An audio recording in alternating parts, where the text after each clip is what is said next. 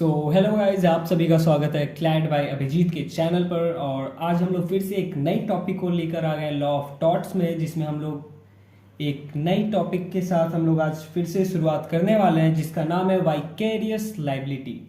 Vicarious liability क्या होती है, हम लोग पूरे तरीके से अच्छे तरीके से बाइलिंगुअली ही हिंदी इंग्लिश में बहुत ईजी वे में समझाने वाला हूँ, जो आपको बिल्कुल भी प्रॉब्लम्स क्रिएट नहीं होंगे कहीं भी जगह पे। मैं पूरी तरीके से कोशिश करूंगा कि आप लोग को समझा पाऊँ। तो ज़्यादा टाइम वेस्ट नहीं करते हैं, ये टॉपिक को हम लोग जल्दी से जल्दी ख़त्म करने की कोशिश करते हैं समझ के। ठीक है, तो चलिए शुरू करते हैं ये चैप्टर, ये टॉपिक। तो वाइकेरियस लाइबिलिटी क्या है, सबसे पहले हम लोग पढ़ते हैं। Actual person has not committed a wrongful act. Actual person has not committed a wrongful act himself, but he made liable for such act. But he made liable for such act. आगे बढ़ते हैं, आप धीरे धीरे इस चीज को समझ जाएंगे कि ये क्या चीज है। देखिए, वाइकर जो वर्ड है ना, वाइकर वर्ड का मतलब होता है in place of another person, some other person, किसी के दूसरे बिहाफ पे, किसी दूसरे पर्सन के बिहाफ पे काम करना। और लाइबिलिटी तो आप समझते ही हो, रिस्पॉन्सिबिलिटी टू पे फॉर द लॉस डन। तो वाइकर का मतलब होता है किसी दूसरे की जगह पे, जैसे मेरे जगह पे कोई और काम कर रहा है, आपके जगह पे कोई और काम कर रहा है। ठीक है, एग्जाम्पल आप ये समझो। देखो यहाँ आगे एक टॉपिक है, उसको पढ़ते हैं।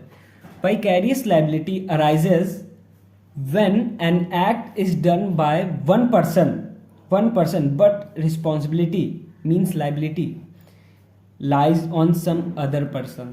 देखो कैसे किया तो किसी और ने एक्ट वो, लेकिन किसी और पे लाइबिलिटी अराइज हो गई। वो कैसे हुई? जैसे मैं आपको एक एग्जांपल देता हूं। जैसे आप कैब चलवाते हो, ओला उबर जैसे आप चलवा रहे हो, तो वो पर्सन आपकी जगह पे कैब चला रहा है और वो रोड पे चलते कोई ऐसा एक्ट कर दिया, ठोक दिया, किसी को इंजर्ड कर दिया, तो उस जगह पे उस पर्सन की लाइबिलिटी नहीं बनेगी। उस जगह पे आपकी लाइबिलिटी बनेगी तब बनेगी when there has to be a relationship between both the person. आप में और उन दोनों के बीच कुछ ना कुछ रिलेशनशिप होगा। कैसे रिलेशनशिप? एग्जांपल में मैंने समझाया कि आपका ड्राइवर, जो भी मतलब आपने ड्राइवर चूज किया कैब चलवाने वाले को, उसके और मालिक के बीच में कुछ ना मतलब रिलेशनशिप है, तभी वो मालिक लायबल ठहराएगा। तो वाइकेरियस लाइबिलिटी का मतलब यही होता है कि एक पर्सन ने गलत एक्ट, रॉन्गफुल एक्ट डन किया है, बट रिस्पॉन्सिबिलिटी किसी सम अदर पर्सन पे अराइज होगी। तब होगी जब कोई ना कोई रिलेशनशिप होगा उन दोनों के बीच में। ये चीज ध्यान में रखना, रिलेशनशिप होगी दोनों के बीच में तभी अराइज होगी रिस्पॉन्सिबिलिटी, नहीं तो नहीं होगी। ठीक है, तो नेक्स्ट टॉपिक की तरफ बढ़ते हैं इसे और क्लैरिटी में समझने के लिए। तो काइंड्स ऑफ रिलेशनशिप है।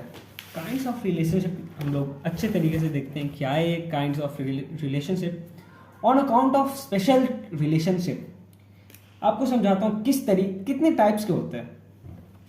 एक प्रिंसिपल एंड एजेंट होता है। सब चीज़ें हैं, कुछ चीज़ें हैं, इनमें से मैं 2 कवर अप करवाऊंगा आप लोगों को। बाकी के आपको, आप कॉलेजेस में जाओगे देन आप वो चीज़ को आप और अच्छे तरीके से कवर अप कर लोगे। ठीक, तो काइंड्स ऑफ रिलेशनशिप में ये आते हैं। प्रिंसिपल एंड एजेंट, पार्टनर्स आते हैं, जैसे partnership firms, guardian and wards आते हैं, कंपनी एंड डायरेक्टर्स आते हैं, masters and servants. Masters and servants ये दोनों टॉपिक है, ये दोनों principal and agent and master and servant, जो मैं आज कवर अप आप लोग को करवाने वाला हूँ, और ये बहुत इजी है। तो इतने चीज़ें काइंड्स ऑफ रिलेशनशिप आते हैं वाइकेरियस लाइबिलिटी में। तो आप इस चीज़ को समझ ही गए होंगे। इनमें से 2 टॉपिक आज कवर अप करवाने वाला हूँ मैं। ठीक है, तो ज़्यादा टाइम वेस्ट नहीं करते हैं, जल्दी से कवर अप कर लेते हैं। तो सबसे पहले हम लोग देखने वाले हैं इसेंशियल्स ऑफ वाइकेरियस लाइबिलिटी। देखिए ध्यान रखिएगा, यहाँ पे लिखा हुआ भी है, there must exist a relationship. Relationship होना चाहिए उन दो पर्सन के बीच में, तभी लायबल होगे आप, जैसे या कोई अदर पर्सन आपके बिहाफ पे काम कर रहा है। Then for example principal and agent, principal हो गया और उसका एजेंट हो गया, मास्टर हो गया और उसका सर्वेंट हो गया, नौकर हो गया। इन दोनों को कवर अप करेंगे आज, इजी वे में समझेंगे क्या है। देखो, the wrongful act is connected the relationship of the two. जो रॉन्गफुल एक्ट है वो कनेक्टेड रहता है, रिलेशनशिप रहता है दोनों पर्सन के बीच में। अगर वो इंसान आपके जगह पे आपने भेजा, एक्सप्रेस किया, उसको भेजा, अगर वो इंसान कोई रॉन्गफुल एक्ट डन करता है, देन आपके ऊपर आएगी रिस्पॉन्सिबिलिटी कि आपने उसको भेजा ना, तो लायबल आप ठहराओगे। वाइकेरियस लायबिलिटी सिंपली यही होती है और कुछ नहीं। तो आगे देख लेते हैं क्या है ये topics. Vicarious liability is based on maxims. Maxims कौन कौन से मैग्जिम्स होते हैं पढ़ के बताता हूँ। मैग्जिम्स याद करने की आपको ज़रूरत नहीं है, वो सिंपली बस आप पढ़ लो, कॉलेजेस में जाओगे देन आपको ईजिली अपने याद हो जाएगी। एक होते हैं रिस्पोंडेंट सुपीरियर। रिस्पोंडेंट सुपीरियर ये होते हैं मास्टर एंड सर्वेंट के लिए, ये होते हैं मास्टर एंड सर्वेंट के लिए, ठीक है। और कोई फेसेट पर एलियम फेसेट पर होता है, ये लैंग्वेज है आप तो समझ रहे, दूसरी लैंग्वेज है। तो ये कोई फेसेट, ये मैग्जिम्स है, कोई फेसेट पर एलियम फेसेट पर, ये प्रिंसिपल एंड एजेंट के लिए होता है यूज, ठीक है। तो इसका मतलब क्या हुआ मैं समझाऊं। देखो लिखा हुआ है, he who acts through another does the act himself. मतलब यहीं पे सब कुछ बता दिया गया है। वो पर्सन जो दूसरों से वो रॉन्गफुल एक्ट करवाया, वो खुद भी समझो वो एक्ट किया है, डज द एक्ट हिमसेल्फ। किसी दूसरे पर्सन से वो रॉन्गफुल एक्ट डन हुआ, इसका मतलब कि आपने भी वो एक्ट खुद किया है। कब? जब आप उन दोनों के बीच एक रिलेशनशिप होगा तभी लायबल होगा। ये चीज हमेशा ध्यान में रखना आप, ठीक है। तो टॉपिक हमारी जो मैग्जिम से थी पहली, कोई फेसेट पर एलियम फेसेट पर सी। इस टॉपिक को सबसे पहले कवर अप कर लेते हैं। ये जो टॉपिक मैग्जिम से हम लोग निकाले हैं, ये प्रिंसिपल एंड एजेंट पे लाई करती है। यहाँ पे देख लो आप, लिखा हुआ है फ्लो चार्ट में जितना इजी होता है ना समझने में, उतना थ्योरी में आप समझोगे थोड़ा कंफ्यूज हो जाओगे, तो आप फ्लो चार्ट में समझो, ठीक है। तो वन, देखो यहाँ पे पढ़ लो पहले क्या लिखा है, one appoints other legally to act on his behalf, relationship of agency. अगर आप अपनी जगह पे किसी और को काम करने भेज रहे हो, तो आप दोनों के बीच में रिलेशनशिप बन रही है। अगर रिलेशनशिप बन रही है और उस पर्सन ने, जिसे आपने अपनी जगह पे काम करने भेजा, अगर उसने कुछ रॉन्गफुल एक्ट डन कर दिया, देन आप भी लायबल ठहराओगे। बस यही पे अथॉरिटी यहाँ पे ये कहती है कि यहाँ पे एक्सप्रेस किया गया होगा या आपने उसको भेजा होगा जबरदस्ती कि आप वो पर्सन आपके बिहाफ पे काम करे, या वो पर्सन आपके बिहाफ पे काम करता होगा रेगुलरली वे में, ठीक है। तो यहाँ इस जगह पे प्रिंसिपल जो होगा becomes liable for agents acts. Agent कुछ भी रॉन्गफुल एक्ट अगर डन कर दिया ऐसा कुछ, तो यहाँ पे प्रिंसिपल लायबल ठहराएगा। क्यों? क्योंकि इन दोनों के बीच में रिलेशनशिप है, रिलेशनशिप बन गई, उसकी जगह पे काम कर रहा था एजेंट प्रिंसिपल की जगह पे, ठीक है। तो ये टॉपिक को आप समझ गए, कोई फेसेट पर एलियम फेसेट पर सी। ये मैग्जिम से आपको याद करने की जरूरत नहीं है, बस आप समझ जाओ क्या है। नेक्स्ट टॉपिक हमारी क्या है वो हम लोग देख लेते हैं। नेक्स्ट टॉपिक हमारी है रिस्पोंडेंट सुपीरियर।